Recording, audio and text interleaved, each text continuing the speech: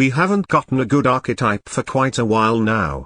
When we look at the tier list, the best performing decks are decks that have overpowered exclusive skills like Harpy, Gaia, Melodious, Water Xyz, Phantom Knights, Destiny Heroes, and Tech Genius, or very old archetypes like Magnet Warrior and Triamids.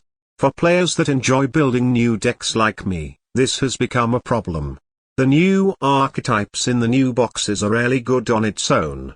Konami always releases a new archetype without their best support cards, and make them viable through a broken skill. To put it simply, instead of releasing good cards, Konami made overpowered skills and terrible cards.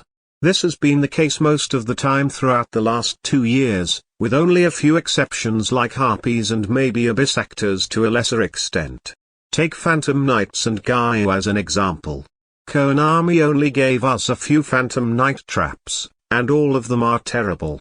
One of the best Phantom Knight traps, Phantom Knight's Fogblade, is only accessible through a skill that can be easily nerfed by Konami if the deck becomes too popular. Gaia decks are still missing some key support like Cursed Dragon and Spiral Fusion, but the deck still sees a lot of competitive play because of their broken skill that activates their field spell from the deck. A big problem with archetype-exclusive skills is that they have a ton of awful deck-building restrictions that often force you to only play monsters within their archetype. This makes deck building incredibly linear.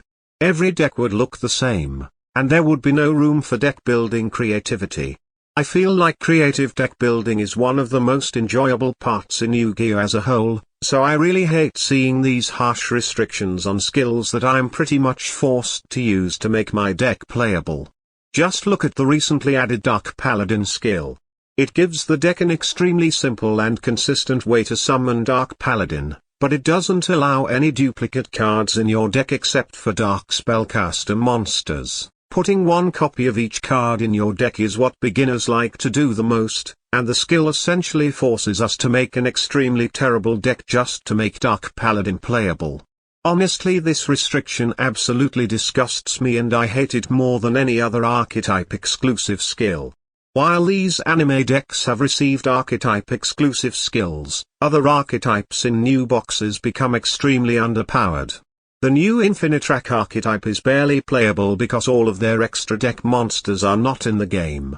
To be fair, that's because their Xyz monsters all mention Link monsters in their effects, but there are so many more archetypes that could be competitive or at least somewhat decent by having more support added into the game, like Yangzing, Necros, Vampire, Evil Swarm, Melfi, Dream Mirror, Rika, FA, Digital Bug, Stellar Knight, Constella, Madolche, Scraps, or even Penguins, the list goes on.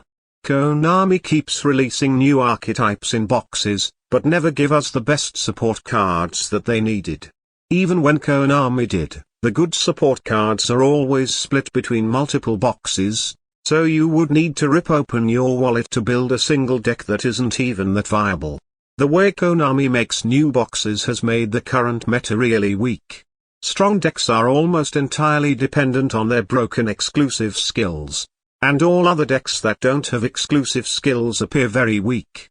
It's funny how it was literally the opposite back in 2019, in the era of Invoked Elementabers and Thunder Dragons where there were cards that were actually powerful. With the recent release of Master Duel, it has become clear that the card-obtaining system of Duel Links is really terrible, and by comparing the Duel Links meta and Master Duel meta website, it is obvious that people much prefer the system in Master Duel where archetypes have full support, and that all cards can be obtained easily by crafting.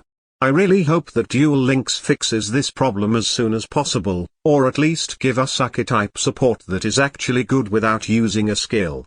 Thanks for watching. Goodbye.